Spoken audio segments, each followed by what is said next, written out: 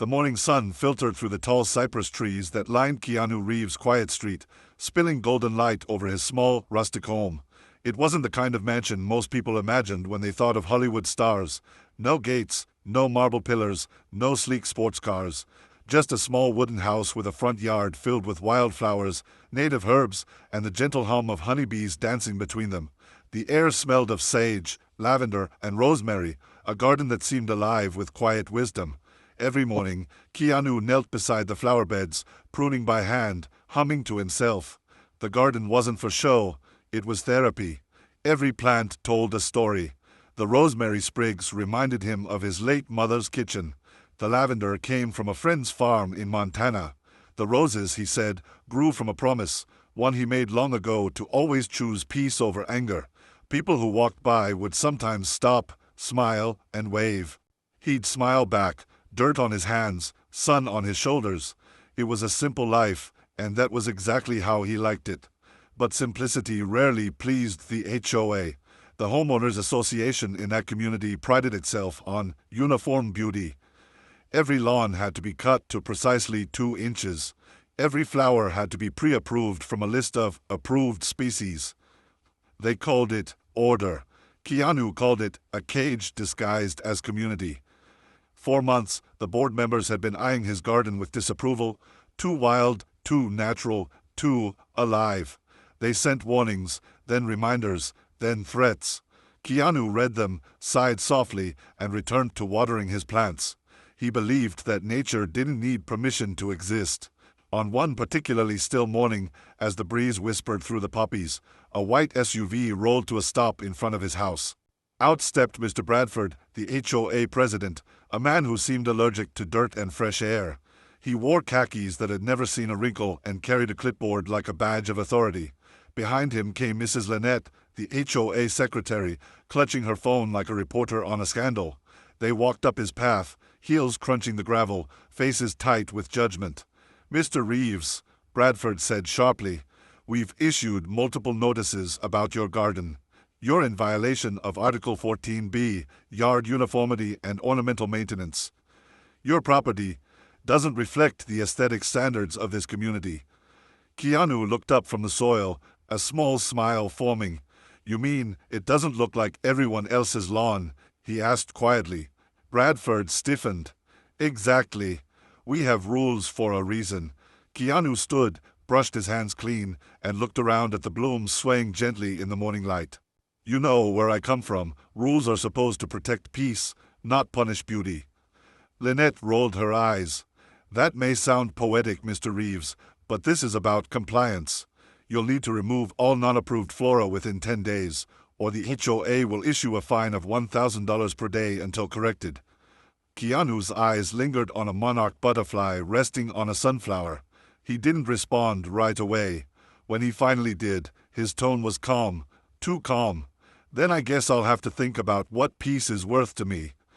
Bradford frowned, clearly expecting anger or argument. But Keanu simply turned back to his plants, humming softly again. The 2 HOA officials exchanged confused glances, muttered something about non-cooperation, and left with the sound of gravel crunching behind them. As their SUV disappeared down the road, Keanu stood still for a long moment. The birds resumed their songs. The sunlight shifted, painting gold across the petals. He whispered to himself, "They don't understand. This garden isn't defiance, it's healing." That night, under a silver moon, Keanu sat on his porch sipping tea, the garden shimmering softly in the pale light. A gentle wind passed through the herbs, carrying a faint rustle that almost sounded like a whisper, as if nature itself was reminding him to stay patient, to stay kind. He smiled again, but this time there was a glint in his eyes, not anger, but purpose. Because Keanu Reeves wasn't the kind of man who fought with fists or fury. When the world challenged his peace, he responded with precision. And deep inside, he was already planning his next move, one that would make the HOA regret underestimating him. The following morning, Keanu stepped outside to find a crisp white envelope taped to his gate. It fluttered slightly in the wind, the HOA seal stamped on it like a warning brand. He didn't even need to open it to know what it said. The fine had begun. He peeled it off gently, folded it in half, and tucked it into his pocket as he walked through his garden. The dew still clung to the petals, sparkling in the early light. To most, it was a mess of untamed color. To Keanu, it was balance, a living ecosystem, thriving without interference. As he crouched to check on a patch of marigolds, the sound of gravel crunching caught his ear again, but this time it wasn't the HOA's SUV. It was Sarah Collins, his next-door neighbor, carrying a basket of lemons and a half-apologetic smile. Sarah was in her late 50s, soft-spoken, kind-hearted, and well aware of the HOA's overreach. She extended the basket toward him. "Thought you could use some sunshine," she said. "Heard about the fine." Keanu chuckled quietly. "That fast, huh? Word travels quicker than bees around here." She nodded, sighing. "They fined a family last month for putting up a bird feeder. Said it disrupted uniform appearance. I swear, they've forgotten what a neighborhood's supposed to feel like." Keanu smiled faintly. Maybe they just forgot what home means. Sarah looked at him, curious. "You're not going to fight them. Most people either cave in or move away." He brushed soil from his hands and stood, looking toward the HOA office down the street, a small building with manicured hedges that looked as if they'd been trimmed with a ruler. "I'm not going to fight," he said simply. "I'm going to teach." Sarah tilted her head. "Teach? What do you mean?" Keanu turned back toward his garden, eyes glinting with quiet determination. "They think control brings order, but real order comes from harmony, not rules. I'll show them." Later that afternoon, the HOA's notice of violation lay open on Keanu's kitchen table. The legal wording was precise, almost clinical. Non-compliance with HOA landscaping standards, Section 14B. Fine imposed, $1,000 per day, effective immediately. He ran his thumb along the edge of the paper, then picked up a pen. His handwriting was steady, deliberate, each stroke intentional. He began to write a letter, not a response of anger, but one of elegance and subtle power. In the letter, Keanu quoted sections of the community charter, not just the ones the HOA used, but the ones they conveniently ignored. Article 1A. The purpose of this association is to promote environmental responsibility and community well-being. He highlighted that the plants in his garden were all native species, part of a sustainable ecosystem that reduced water waste and supported pollinators. He even attached research studies about ecological landscaping, data that no one could dismiss as mere opinion. But he didn't stop there. Keanu ended the letter with a simple, chilling line. "If beauty offends you, then perhaps the problem is not with the garden." He sealed the envelope, walked calmly down the road, and slid it into the HOA's office mailbox. That evening, as the sky burned orange and purple, Sarah joined him again on the porch. She brought 2 cups of chamomile tea, the aroma blending with the scent of blooming jasmine. "So," she said, handing him a cup, "you sent them your love letter?" Keanu grinned. "Something like that. Let's see if they can read between the lines." They sat in silence for a moment, listening to the gentle hum of cicadas and the whispering leaves. The world seemed to slow down, that rare kind of peace only nature could offer. Then Sarah spoke, almost hesitantly. "You know, you could win them over if you let them see what you see. Maybe invite them in, show them this isn't rebellion." Keanu turned to her, eyes reflecting the soft light of dusk. "That's exactly what I plan to do," he said. "Not with anger, but with truth. They'll understand, even if it takes time." And yet, beneath his calm tone, a deeper resolve stirred. He wasn't just protecting a patch of earth. He was protecting an idea that freedom and beauty shouldn't require permission. His garden wasn't just a symbol of peace anymore. It was a quiet stand against conformity. When night finally fell, the first fine notice still sat unopened on his table. He looked at it one last time before turning off the lights. "You started this," he whispered softly. "Now, let's see if you can finish it." Outside, the moonlight spilled across the garden, illuminating each leaf and petal like 1,000 tiny stars. Nature didn't bend to rules. It thrived because it refused to. And Keanu Reeves, with the patience of a monk and the resolve of a warrior, had just begun his silent rebellion. The next morning arrived with an uncanny stillness. Dew hung on every blade of grass, and even the birds seemed hesitant to disturb the silence. Keanu stood by his porch, sipping black coffee as the sun crept over the horizon. Across the street, the HOA office door opened sharply, and out stepped Mr. Bradford, clutching a stack of papers in one hand and frustration in the other. He spoke hurriedly to a woman beside him, Lynette, before both disappeared into a waiting SUV. They drove past Keanu's home without slowing down, but their narrowed eyes told him everything he needed to know. They had read his letter. Later that day, Keanu received another envelope, thicker this time, hand-delivered by an HOA courier. Inside was not only another fine notice but also a demand for compliance within 72 hours. Attached was a photo of his garden, labeled Evidence of Nonconformity. He set the papers down, took a slow breath, and smiled faintly. He had expected this. What they didn't expect, however, was that Keanu Reeves had spent part of his free time reading about environmental law, community rights, and property codes, not out of necessity, but curiosity. He admired order, but only when it served fairness. For the next several hours, his small living room became a quiet command center. Books, legal pads, and highlighted documents covered his table. A laptop screen glowed softly beside a stack of reference materials. He wasn't angry. He was methodical. The HOA had violated its own charter, not once but several times, by imposing fines without a proper hearing or written consensus from the board. Keanu cross-referenced every section, pulling details like a detective connecting threads in a mystery novel. He was crafting something not just persuasive, but poetic in its precision. He titled the document, "The Right to Bloom." The first paragraph was simple yet elegant. He began not with accusation, but philosophy. The purpose of a community, he wrote, is to nurture life, not restrict it. When the color of a garden becomes a subject of punishment, we must ask, are we protecting the neighborhood or suffocating it? From there, the letter unfolded like a legal sonnet. He cited Article 1A, 3C, and 5E of the HOA's own constitution, noting that their actions directly violated their mission statement of fostering harmony and environmental responsibility. He attached pictures of native bees pollinating his plants, data from Environmental Protection Agency on water efficiency of native flora, and even a note from a local university biologist verifying the ecological benefits of his garden. Every piece of evidence was presented calmly, logically, and with an undertone of quiet dignity. He didn't just defend his garden, he elevated it. He made it impossible to argue against without sounding absurd. The final paragraph was pure Keanu, restrained, profound, and devastatingly effective. My garden stands for peace, life, and respect for nature. If your association finds fault in that, then perhaps it is not my garden that is out of compliance, but the spirit of the rules themselves.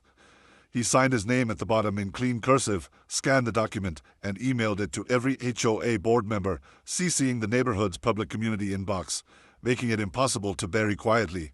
By sunset, the quiet neighborhood began to hum with whispers.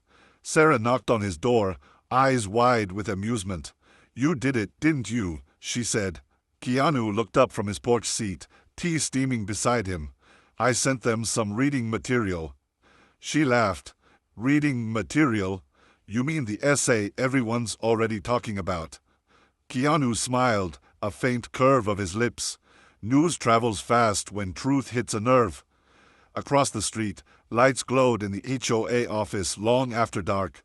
Bradford and his board members were in a heated discussion, papers spread everywhere, fingers jabbing the air. Keanu's letter had forced them into a corner, not through hostility, but through reason. He didn't attack them, he simply revealed their contradictions. By midnight, the email thread had gone public in the community chat. Residents were responding with support, sharing photos of their own non-approved gardens and bird feeders, their words echoing a single sentiment: why should beauty need permission? For the first time, the HOA wasn't feared, it was questioned. And Keanu's quiet defiance had sparked something larger than a fine dispute. It had started a movement. The next morning, as he walked barefoot through the dew-drenched grass, Keanu watched butterflies hover over his lavender. He knew this wasn't the end. Bureaucracies rarely surrendered gracefully, but he also knew he had shifted the balance.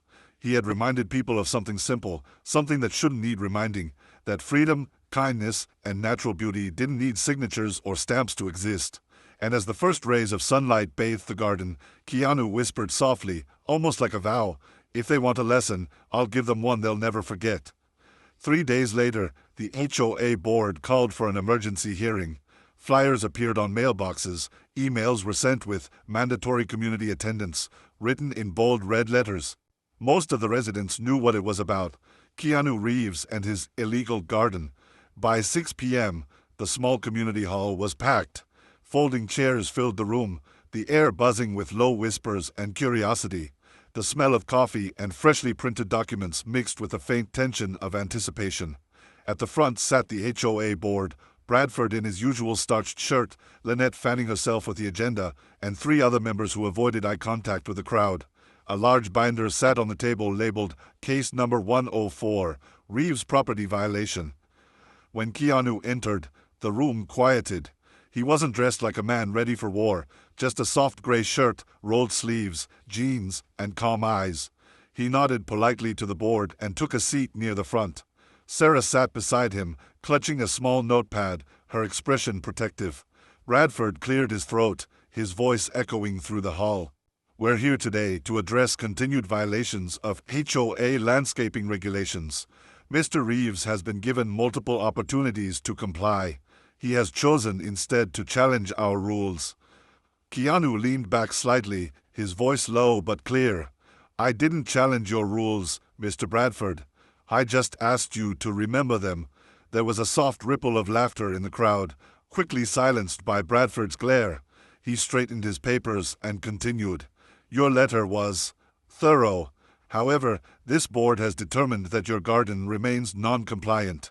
Unless you can present sufficient legal justification, fines will continue to accrue. Keanu stood slowly, hands clasped before him. He didn't bring a lawyer. He didn't bring an entourage. Just a small folder. May I speak?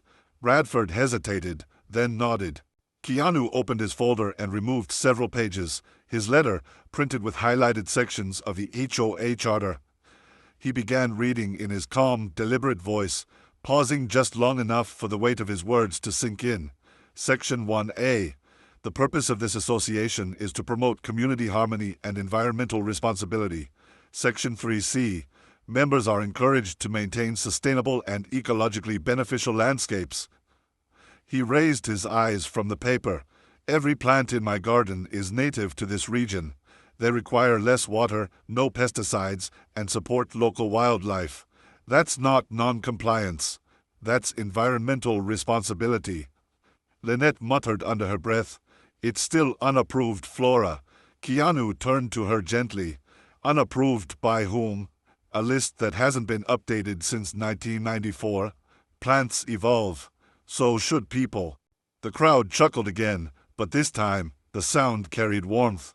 Even some board members shifted uncomfortably in their seats. Keanu continued. I understand the need for order, but when order becomes oppression, it loses its purpose. My garden doesn't harm anyone. It brings bees, birds, and life back to this street. You find me for color, for fragrance, for freedom. His words weren't loud, they were measured, each one sinking deep. Sarah watched the audience, noting the subtle nods, the murmured agreement. Bradford's face tightened, but his eyes betrayed uncertainty. Keanu then reached into his folder and pulled out a printed email, the same one he had sent earlier that week. I've received support from several environmental organizations willing to certify this property as a registered pollinator sanctuary. That means national recognition for eco-conscious landscaping, something your community could be proud of. Gasps and murmurs rippled through the hall. The idea of national recognition, positive publicity, struck a nerve with the board. Keanu let the silence stretch, then smiled faintly. You can find me if you want. But by doing so, you'll be finding an ecological effort that aligns with your own charter's mission. And if that's the message you want to send the world, that beauty, life, and sustainability are against your rules, then so be it. He closed his folder and sat back down. The quiet that followed was thick and electric. Even the ceiling fans seemed to stop their hum. Bradford looked at his fellow board members, who avoided his gaze. He whispered something to Lynette, but she shook her head, subtly but visibly. From the back of the hall, a voice spoke up, a man in a green flannel shirt, another resident. He's right. The man's garden makes this place feel alive. Maybe we should be learning from him, not punishing him." Another neighbor stood. Then another. Soon, the room was a murmur of agreement. Polite but firm. People weren't angry. They were awake. The spell of quiet obedience had broken. Bradford tapped his pen nervously. "We'll deliberate," he said at last, his tone uncertain. Meeting adjourned. As the board members left the table, the crowd began to gather around Keanu, thanking him, shaking his hand, smiling. Sarah placed a hand on his shoulder, whispering, "That was beautiful." He gave her a gentle smile. "It wasn't about winning, Sarah. It's about reminding people they can stand up without raising their voices." As the hall emptied, the last sunlight faded through the tall windows, painting golden streaks across the floor. Keanu lingered for a moment, looking at the empty chairs, the folded papers left behind. Bureaucracy could bend rules, but it couldn't bend truth forever. He stepped outside into the cooling evening air, the faint scent of his garden drifting down the street. Somewhere in the distance, a dog barked and wind brushed through the trees. Peace returned, but it felt different now, earned. The hearing wasn't over, not officially, but the people had already decided who they stood with. And the HOA. They had just learned the first lesson of Keanu's quiet rebellion. You can't find nature, and you can't intimidate peace. Days turned into weeks, and the once hostile neighborhood began to feel different. Warmer, softer, like the first signs of spring after a bitter winter. The HOA board, once cold and controlling, found themselves pausing outside Keanu's gate, watching in quiet awe as his garden came alive again. What was once labeled disorderly had become the neighborhood's pride, a living sanctuary of color and calm. The once offensive wildflowers had drawn butterflies, hummingbirds, and even local artists who came to sketch their beauty. Keanu had turned defiance into art, rebellion into inspiration. One crisp Saturday morning, Keanu sat on his porch sipping tea, the scent of blooming lavender drifting through the air. A knock came at his gate. It was Mrs. Langford, the head of the HOA, the very woman who once signed his fine notices with disdain. She stood there awkwardly holding a small pot, a young rose plant. "I thought it might belong here," she said softly. Keanu's expression didn't harden or gloat. He simply smiled, that serene, knowing smile that had disarmed so many. "Thank you," he replied. "Every flower deserves a place to grow." She handed him the plant and left without another word, but her eyes glistened, not with defeat, but with quiet understanding. Soon after, the community began to change in small, meaningful ways. A retired teacher down the street started planting herbs instead of maintaining sterile hedges. Kids painted stones with positive quotes and left them along sidewalks. Even the HOA newsletter featured Keanu's garden on its cover under the headline, "A New Chapter, Finding Harmony in Nature." The irony wasn't lost on anyone, but neither was the truth. Peace had returned, not because Keanu fought louder, but because he chose to stand calmer, rooted, unshakable. One evening, as the sun dipped behind the hills and cast golden rays across his property, Keanu walked the stone path through his garden. The once lonely stretch was now full of laughter, life, and neighbors who stopped to admire or chat. He paused at the old oak tree, the one the HOA once demanded he trim, and rested his hand on its trunk. "You and I made it," he murmured. The wind stirred the leaves as if in reply. It wasn't just a victory over bureaucracy. It was proof that integrity, patience, and authenticity could outlast noise and power. His garden wasn't just green anymore. It was alive with stories. As the camera would pan out, cinematic and wide, we'd see Keanu's home bathed in twilight. Fireflies danced among the flowers. The once rigid neighborhood now breathed freely. The sign near his gate read simply, "Herb, peace grows here." And indeed, it did. Not just in his yard, but in every heart that had learned from the man who refused to fight with anger and instead chose to grow with grace.